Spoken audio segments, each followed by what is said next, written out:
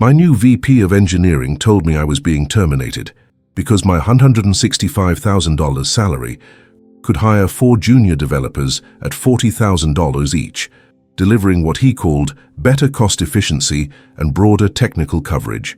My name is Owen Clark, 48 years old, Principal Engineering Director with 19 years leading software engineering at DataCore Systems in Dallas. I had spent nearly 2 decades personally architecting the critical infrastructure that processed $12 million in daily transactions across our enterprise platform. When Preston Gardner explained during our Wednesday morning meeting that my position was being eliminated as part of his 30% cost reduction mandate and that my responsibilities would be distributed across 4 recently hired junior developers, I simply said, "Understood." I appreciate the opportunity to have contributed to DataCore's technical foundation. What Preston didn't realize was that his cost-benefit analysis had calculated salary numbers without considering what happens when the only person who understands why systems were built a certain way walks out the door with 19 years of institutional knowledge that was never fully documented. The termination occurred in Preston's corner office, where he had clearly prepared his talking points about engineering efficiency and resource allocation. Preston, hired 3 months earlier, with an MBA from Northwestern and a resume highlighting cost optimization, had calculated that 4 junior developers could provide broader skill coverage than my single position. "Owen, the financial analysis shows your compensation represents inefficient resource allocation compared to distributed junior talent," Preston explained while reviewing spreadsheets. 4 developers at entry level can provide broader coverage across front-end, back-end, database, and infrastructure responsibilities currently concentrated in your position. I maintained professional composure while recognizing that Preston's calculations had reduced 19 years of architectural decisions and institutional knowledge to a simple salary equation.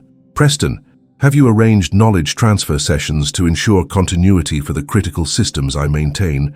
Preston adjusted his screen with visible satisfaction. "Your documentation is comprehensive, and the junior team has strong skills. Modern practices emphasize distributed knowledge rather than single-point dependencies." The explanation revealed Preston's fundamental misunderstanding. Documentation describes what systems do, not why they were built that way, or how to handle edge cases based on institutional memory of previous failures. "When should I plan my departure?" Preston closed his laptop with finality. "We need you to complete departure today. System access deactivates at 5 p.m. The team will reference your documentation for technical questions." I gathered my personal items and departed by 2 p.m. without offering warnings about the specific edge cases that occurred roughly every 72 hours in our payment processing, the vendor API quirks requiring manual intervention, or the database scripts that worked only when executed in specific sequences based on a 2011 failed migration that predated Preston's awareness. The separation package included 2 weeks severance and immediate health insurance termination. My documentation included 847 pages of technical specifications that accurately described what each component did, but carefully omitted the contextual knowledge of why certain approaches were used and how to diagnose subtle cascade failures during high-volume periods. Owen's departure creates immediate savings of $165,000 annually, while distributing responsibilities across 4 junior developers with broader skill diversity, Preston reported to executives, according to colleagues who remained. What Preston never accounted for was that my salary represented accumulated institutional knowledge of system behaviors never fully documented, vendor relationships explaining why integrations required manual oversight, and crisis management expertise that had resolved 47 critical failures before they escalated to revenue-impacting outages. The 4 junior developers were talented recent graduates, but their expertise covered current programming languages, while lacking exposure to legacy systems forming DataCore's foundation. My documentation described technical specifications, but never explained that payment gateway integration required specific timing sequences because of an undocumented 2014 vendor limitation. "Your documentation is detailed," one junior developer messaged 3 hours after my departure. "Quick question about the payment processor failover. When do we trigger manual intervention? I didn't respond because Preston's termination had been efficient and final. The question revealed exactly what Preston would discover. Documentation describes processes but cannot replicate contextual understanding of when standard procedures don't apply. Preston's cost-saving decision was about to encounter reality that institutional knowledge has value beyond spreadsheet calculations. Have you ever been told you're too expensive by someone who reduced 19 years of expertise to a salary calculation? Engineering leadership sometimes requires recognizing that documentation describes systems but cannot replace contextual understanding. My 19-year career at DataCore had transformed a small regional processor into a national enterprise platform handling payment processing for 1,147 business clients across 14 states. The technical infrastructure I personally architected represented accumulated decisions, compromises and workarounds addressing real-world limitations encountered during 2 decades of technological evolution. I joined DataCore in 2005 when the company employed 23 people and processed transactions for 89 regional clients. My first project involved migrating payment processing from a legacy gateway while maintaining backward compatibility with outdated client systems dating to 1998. Owen's systematic approach ensures operational continuity while enabling scalable growth. Noted my 2007 review from original CTO Marcus Chen, who recruited me specifically because the technical foundation required someone understanding both legacy constraints and modern architectural practices. The infrastructure methodology I developed emphasized incremental migration, maintaining existing functionality while gradually introducing improvements. This enabled DataCore to grow from 89 to 1,147 clients without major disruptions, but created complexity requiring understanding why certain methods were used and how components interacted in non-obvious ways. Clark's crisis management during the 2011 database migration prevented data loss affecting 340 accounts, documented a quarterly review. The resolution had required rolling back the upgrade and implementing a modified sequence I never fully documented because the specific combination seemed like a one-time edge case. Preston Gardner joined 3 months before my termination when private equity owners mandated 30% cost reduction.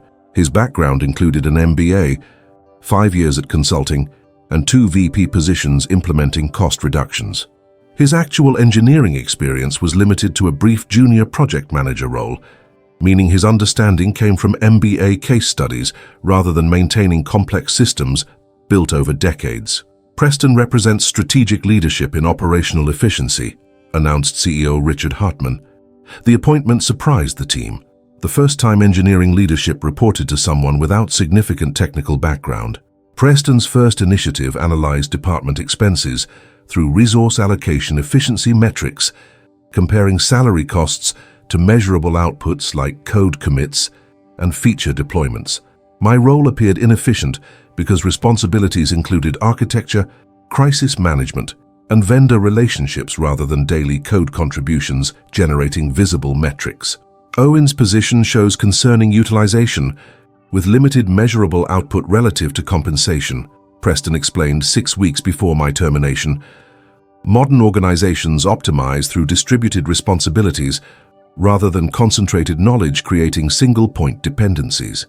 Preston's analysis identified my $165,000 salary as the largest optimization opportunity. He could hire 4 junior developers at $40,000 each with broader skill diversity. What his analysis never captured was that my responsibilities weren't producing code, but maintaining institutional knowledge of system behaviors, vendor relationships, requiring technical history understanding, and architectural decisions, considering constraints invisible in current specifications. The payment infrastructure I architected handled $12 million daily across multiple payment methods. The system appeared straightforward in diagrams, a modern API gateway connected to processors with standardized protocols. But this clean architecture concealed legacy compatibility requirements, vendor workarounds, and edge case handling from 2 decades of operational experience. I maintained relationships with 23 different payment processors, each with technical quirks and undocumented limitations.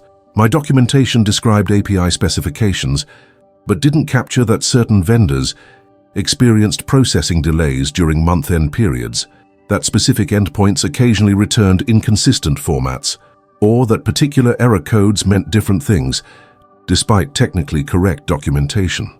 Preston asked me to review your documentation for completeness, one junior developer mentioned 2 weeks before termination. He wants everything documented for knowledge transfer. The docs look thorough, anything missing? The question revealed Preston's assumption that comprehensive documentation could replicate institutional knowledge. I responded that documentation accurately described all specifications and procedures, which was technically true while avoiding mention that documentation describes what systems do but cannot capture why they were built that way, or how to diagnose cascade failures manifesting differently under various conditions.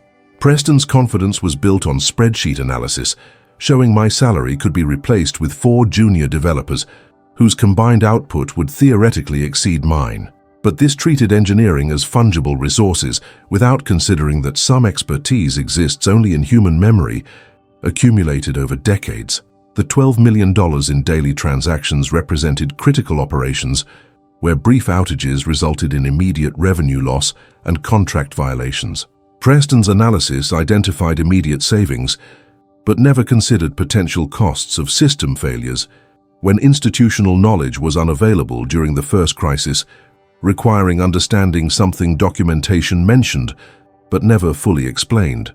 Have you ever spent years building systems so comprehensively that documentation describes everything except the contextual knowledge making it useful? Technical leadership means recognizing architecture diagrams show what systems do, but cannot capture why or what happens when documented procedures encounter undocumented edge cases. Preston delivered my termination with corporate efficiency during a Wednesday 9 a.m. meeting in his corner office, personalized with motivational posters about efficiency through innovation. He had scheduled exactly 15 minutes with the generic calendar description, quarterly review discussion. "Owen, I'll be direct because I respect your time," Preston began, while closing the door deliberately. "We've completed comprehensive analysis of department resources and identified optimization opportunities. Your position is being eliminated effective today as part of transitioning to distributed engineering responsibilities across junior staff." I maintained professional composure. Recognizing Preston's confidence suggested he'd never experienced what happens when institutional knowledge walks out. "What timeline do you need for knowledge transfer?" Preston opened a folder with prepared separation paperwork. "Your documentation is extremely thorough.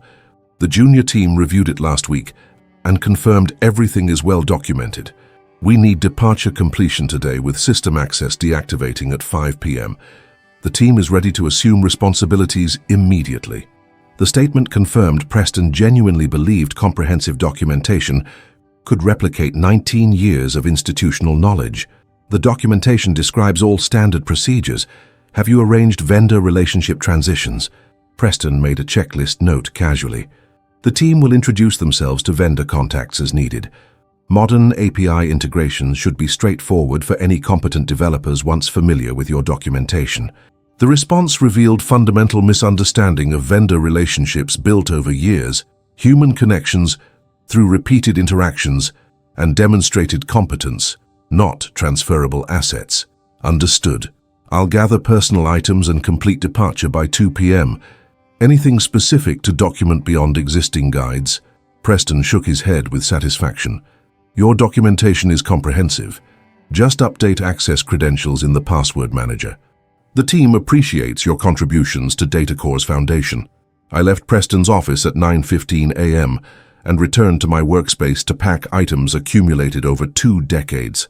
The 4 junior developers inheriting my responsibilities worked nearby, unaware that in 5 hours they'd become solely responsible for systems they'd reviewed in documentation, but never managed during crises.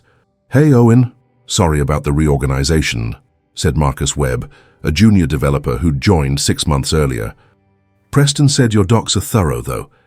Can I ask questions if something comes up?" The reasonable assumption was I'd be available for follow-up during transition. But Preston's termination was immediate and final. My documentation covers standard procedures. Preston has my contact for critical issues the team cannot resolve. Marcus returned to his desk, confident that well-documented systems were straightforward to maintain, which was true for standard operations, but ignored that complex systems encounter non-standard situations regularly. I completed departure at 1:47 p.m. and drove away for the final time as an employee. My separation included 2 weeks severance, immediate insurance termination, and a standard non-compete restricting work for direct competitors within 50 miles for 12 months. My phone remained silent Wednesday afternoon, as I explained to my wife Sarah that my 19-year career had ended with Preston's cost optimization. "What happens to the systems you built?" Sarah asked. "Don't they need you to train the team?" I explained Preston's confidence in documentation suggested he believed written procedures could replicate institutional knowledge. "The systems will run normally for a while. Everything works fine during standard operations. The question is, what happens during the first non-standard situation requiring judgment, based on understanding things that weren't fully documented?" Thursday brought no calls, which suggested the team was successfully handling routine operations. This was expected. My systems were designed to run reliably during normal conditions. The gap wouldn't become visible until something unusual occurred, which happened approximately every 72 hours due to vendor API changes or unexpected transaction patterns. Friday afternoon brought the first indication of trouble. My personal phone received a call from an unknown number at 3:47 p.m. I didn't answer. 2 more calls followed within the hour with no voicemails, suggesting someone was trying to reach me without leaving details. Saturday morning at 8:23 a.m., exactly 63 hours after my departure, my phone began receiving multiple calls from Preston's direct number. I was having coffee when the first call came. I let it go to voicemail. Preston called again at 8:31 a.m., then 8:45 a.m., then 9:02 a.m., with increasing frequency suggesting rapid escalation. Preston's confidence about distributed responsibilities was encountering reality. The documentation describes what systems do but couldn't replicate contextual understanding when systems don't behave as documented. Have you ever watched someone confidently terminate your position based on cost analysis that never considered what institutional knowledge costs? Engineering succession requires recognizing the difference between documentation, describing procedures, and expertise handling situations when procedures don't apply. The calculated decision I made Saturday morning while watching Preston's calls accumulate was to provide no response, no emergency assistance, and no explanation of what had likely failed. This wasn't vindictiveness, but professional recognition that someone who fires you with 15 minutes notice and complete confidence that junior staff can handle your responsibilities doesn't deserve warnings about knowledge gaps created. Preston's cost optimization had valued my 19 years of institutional knowledge at $0, and his immediate termination indicated he genuinely believed my documentation was sufficient. The decision to remain unavailable required deliberately blocking Preston's number after his 4th call, when his pattern shifted from occasional attempts to persistent efforts, suggesting genuine crisis.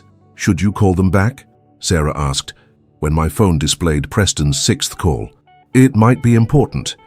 I explained that Preston's confidence about eliminating my position was based on his assessment that 4 junior developers could handle responsibilities more cost-effectively.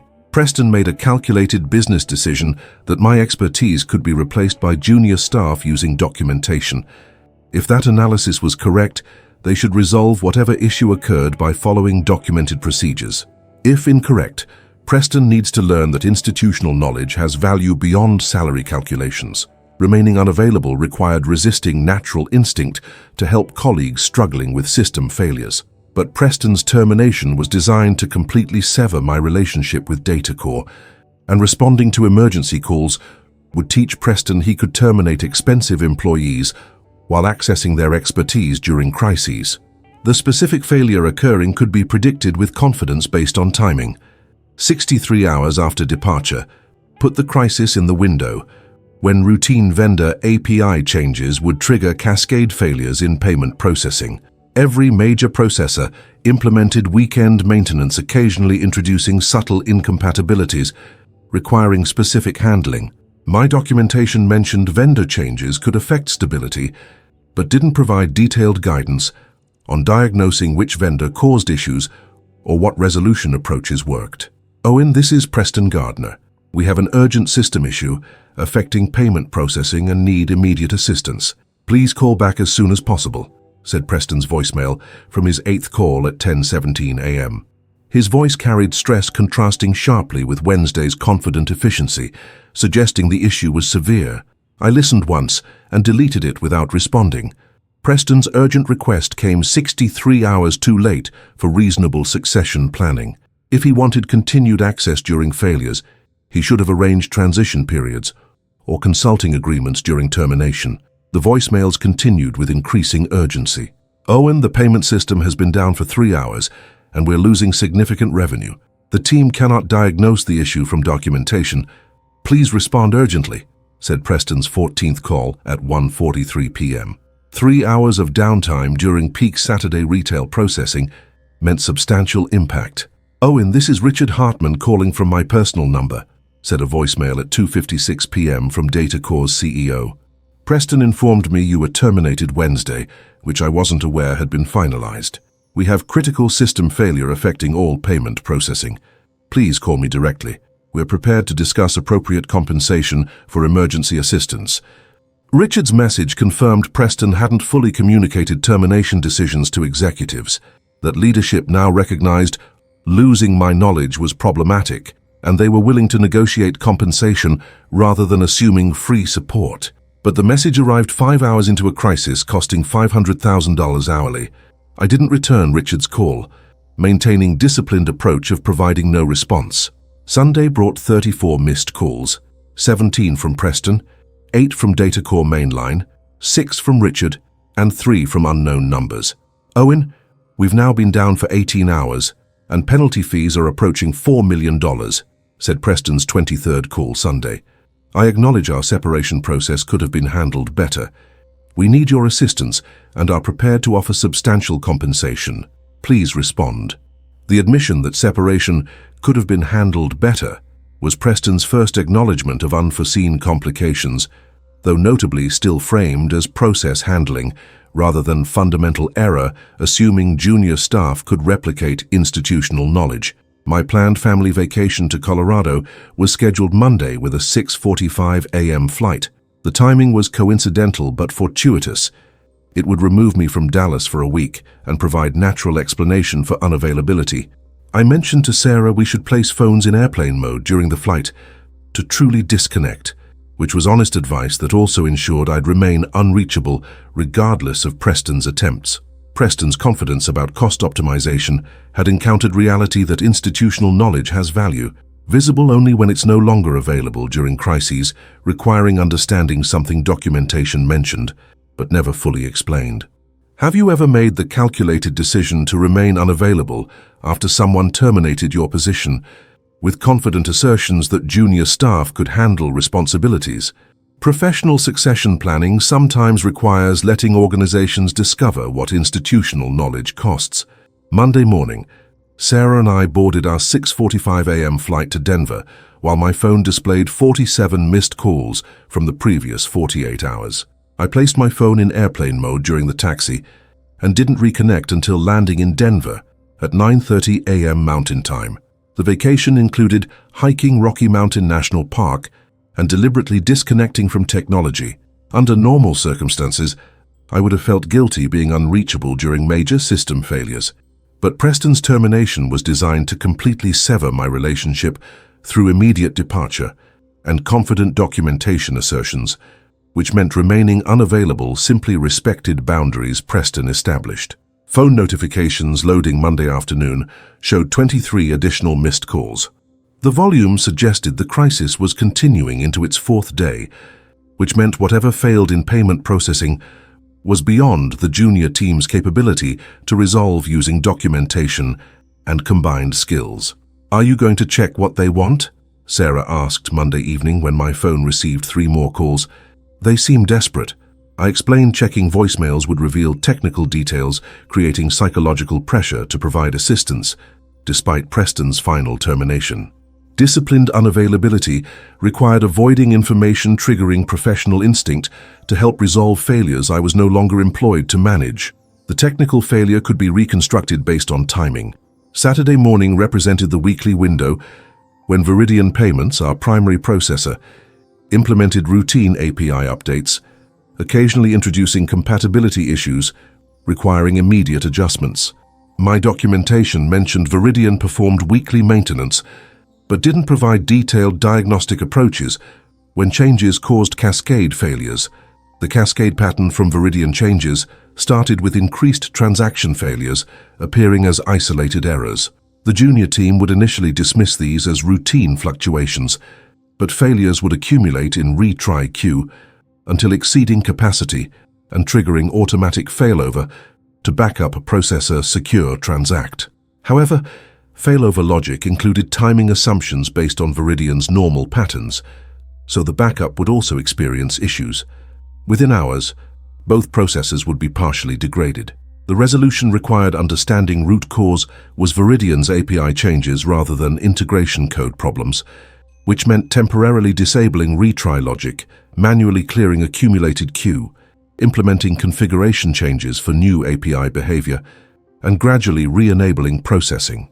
My documentation described technical steps, but didn't explain how to diagnose this sequence was needed. Tuesday brought a voicemail from Marcus Webb.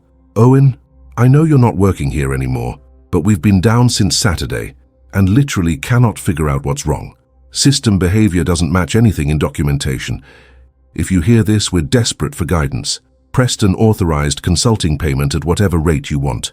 Please call back." Marcus's genuine distress represented an engineer overwhelmed by crisis beyond expertise, but responding would undermine clear boundaries that Preston's immediate termination established. Either the junior team could handle responsibilities as Preston assured executives, or they couldn't. Wednesday afternoon marked 1 week since termination. My phone showed 73 missed calls since Saturday, with the pattern shifting to various data core contacts, including executives and board members trying alternative approaches. The volume indicated escalation to highest leadership levels, which made sense given 4-day payment processing outage affecting $12 million daily, would have cost approximately $6 million plus substantial penalty fees. "Owen, this is Richard Hartman again. I've been informed of circumstances around your termination and recognize this reflects poor succession planning. We need your expertise to resolve critical system failure. I'm personally authorizing consulting compensation at $450 per hour with $50,000 minimum. Please call me directly so we can execute paperwork immediately. The company's future depends on restoring operations." Richard's voicemail represented significant acknowledgements, executive recognition. Preston's decision was flawed, willingness to pay premium rates far exceeding previous salary, and admission the crisis threatened company viability. The $450 hourly with $50,000 minimum guaranteed approximately 111 hours of payment regardless of resolution speed. I listened, but didn't immediately respond, recognizing that after 73 unanswered calls, responding to the 74th would suggest I'd been ignoring previous attempts rather than genuinely being unavailable. The vacation timing provided plausible explanation. I could legitimately claim I'd been hiking without cellular service. Thursday morning, I made the calculated decision to respond from my Denver hotel before our morning hike. The timing ensured I'd be calling after maximum damage, but before potential alternative solutions and 5-day delay established, I was not available for immediate emergency response. Preston's confident cost optimization was about to receive a market value bill for institutional knowledge he'd terminated with 15 minutes notice.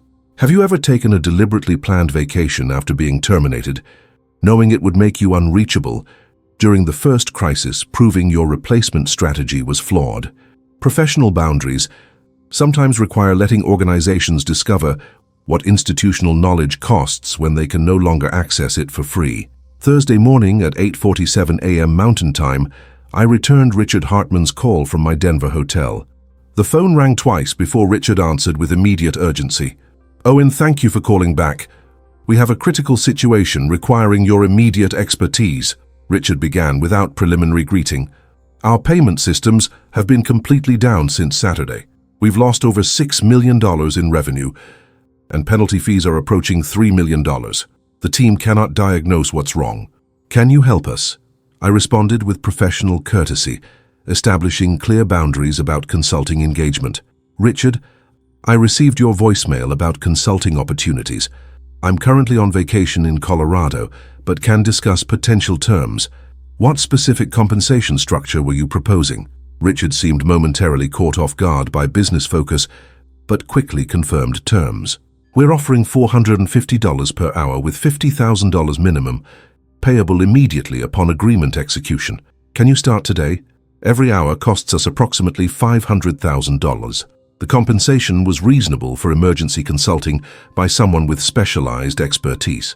Preston's termination was justified by $165,000 annual savings, but Datacore was now willing to pay $450 hourly, equating to roughly $936,000 annually.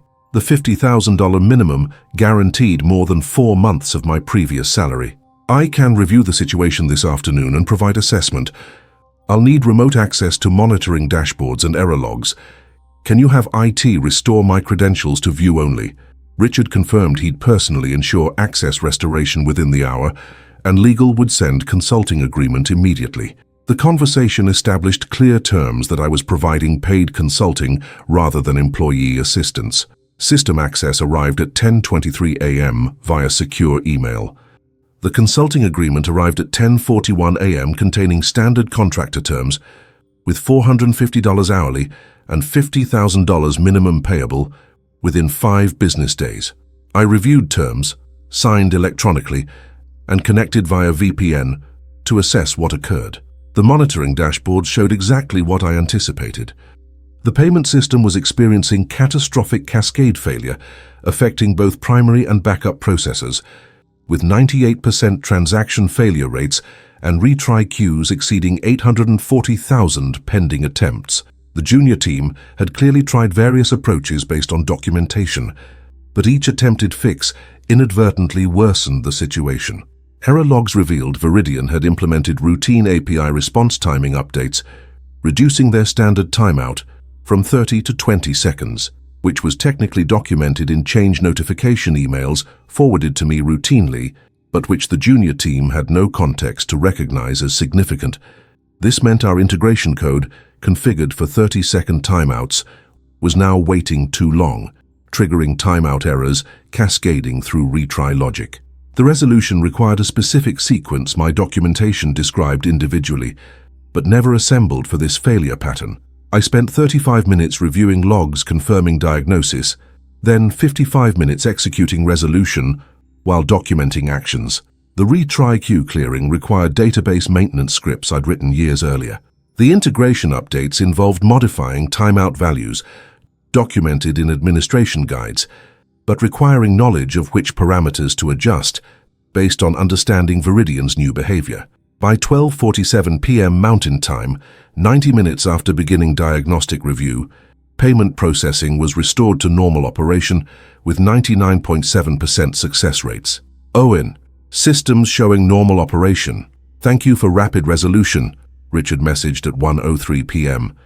Can you provide brief explanation of what was wrong and why the team couldn't resolve it from documentation? I responded with professional explanation.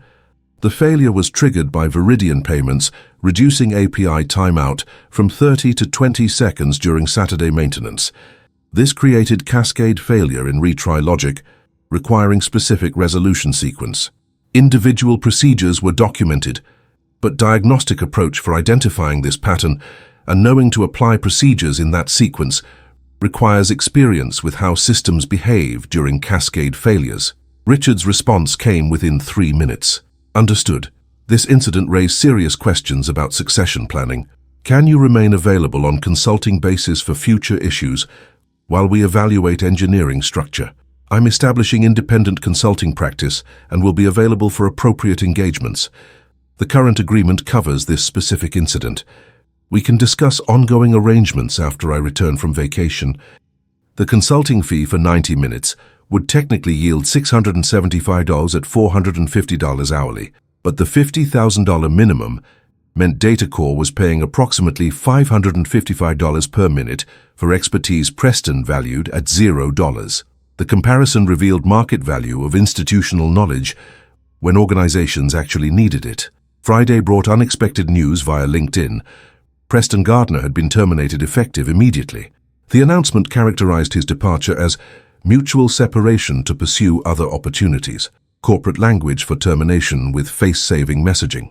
The timing suggested executive consequences once leadership understood the $6 million crisis was directly caused by firing principal engineering director without adequate succession planning. "Preston is out," messaged Marcus Webb Friday afternoon. Richard announced VP of engineering position is being eliminated, and engineering will report to CTO structure. Unofficial word is the board was furious about the crisis and consulting costs. They're auditing engineering documentation and succession planning. Your absence made obvious how many things depend on institutional knowledge that isn't documented. Saturday, exactly 1 week after crisis began, I received email confirmation the $50,000 consulting minimum had been wire transferred to my business account. The payment represented more than 4 months of previous salary, paid after 90 minutes of actual work resolving a crisis Preston's cost optimization created. Preston's confidence about distributed responsibilities had been expensive education about the difference between documentation describing systems and institutional knowledge enabling maintaining them. Have you ever watched an organization pay premium consulting rates to fix problems created by terminating your position for cost savings? Institutional knowledge sometimes has value visible only through expensive crisis situations, proving documentation cannot replace expertise. Standing in the Denver hotel conference room 3 months after Preston's crisis, I reflected on how his $165,000 cost-saving decision transformed my career from corporate director to independent consultant, with multiple clients paying premium rates for expertise organizations discover they need only after losing it. The independent practice I established, Clark Engineering Solutions, was generating annual revenue approaching $380,000 while serving clients who valued institutional knowledge above salary calculations. The 90-minute DataCore resolution became my founding case study, demonstrating market value of expertise that appears expensive until organizations discover what happens when it's unavailable during failures requiring contextual knowledge accumulated over decades. The $50,000 consulting fee represented more than 3 months of previous salary, for 90 minutes fixing a problem that cost DataCore $9 million during 5 days of junior engineers attempting resolution using documentation, describing what systems do but couldn't replicate understanding of why. Professional opportunities resulting from DataCore's crisis exceeded anything corporate employment could have provided.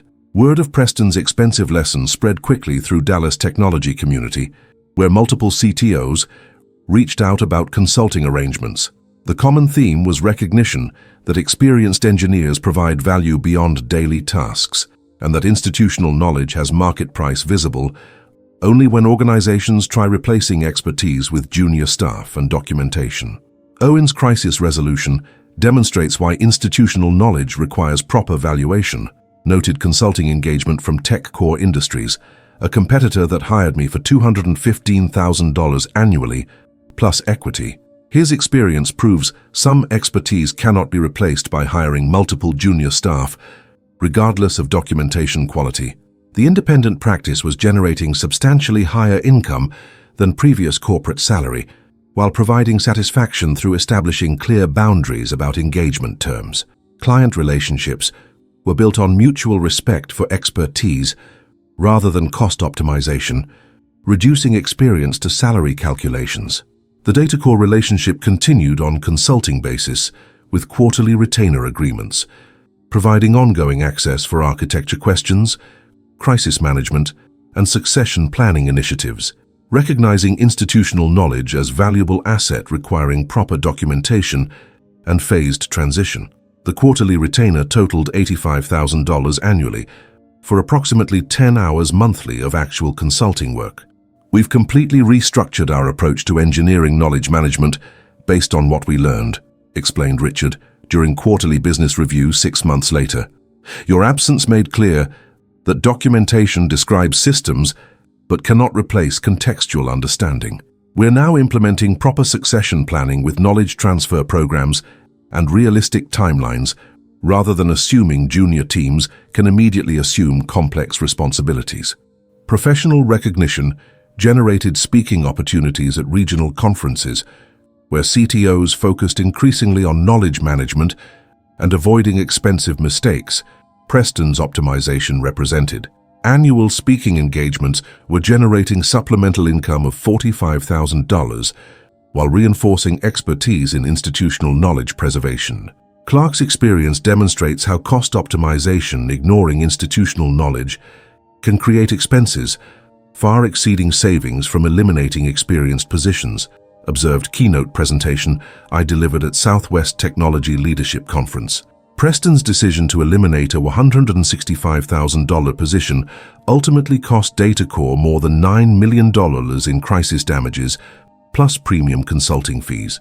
Preston Gardner's complete professional destruction served as cautionary case study about reducing experienced engineers to salary numbers.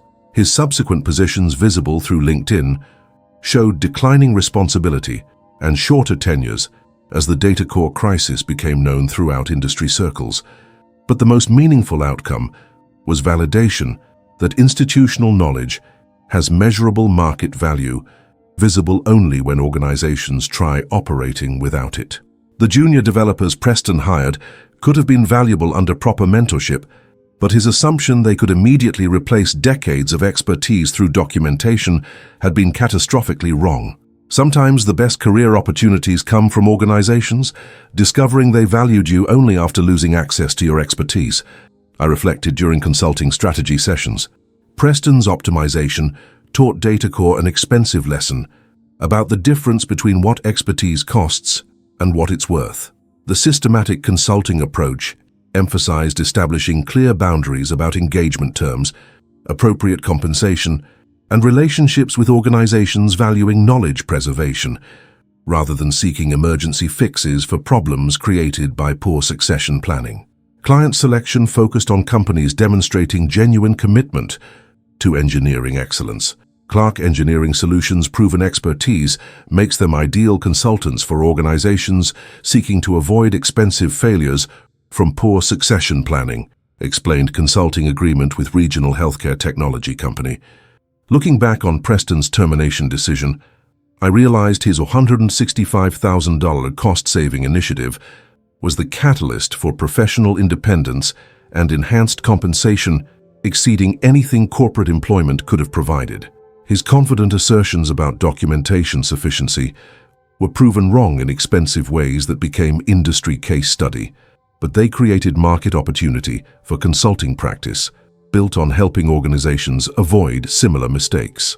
The people who fire you for cost savings while claiming junior staff can handle your responsibilities don't deserve warnings about what will fail when your knowledge walks out, I noted during practice development workshops. Preston's education cost DataCore more than $9 million, but it created market validation for proper valuation of specialized knowledge. The experience proven that professional competence in specialized domains creates market value visible through expensive lessons when organizations try replacing expertise with cost optimization. Preston's analysis identified immediate savings, but reduced institutional knowledge to $0, meaning the cost only became visible when it was unavailable during crises requiring understanding existing nowhere in documentation. Professional relationships built on proper valuation of expertise prove more durable and financially rewarding than employment, based on cost analysis reducing experienced engineers to salary calculations. The consulting practice emerging from Preston's expensive mistake was generating higher income, greater satisfaction, and meaningful relationships with organizations, recognizing expertise as valuable asset rather than eliminable overhead. Have you discovered that being terminated for cost savings can create opportunities for enhanced compensation and independence when organizations learn expensive lessons about institutional knowledge? Sometimes the most valuable career transitions come from being fired by people who don't understand what you do until your expertise is no longer available when they need it most.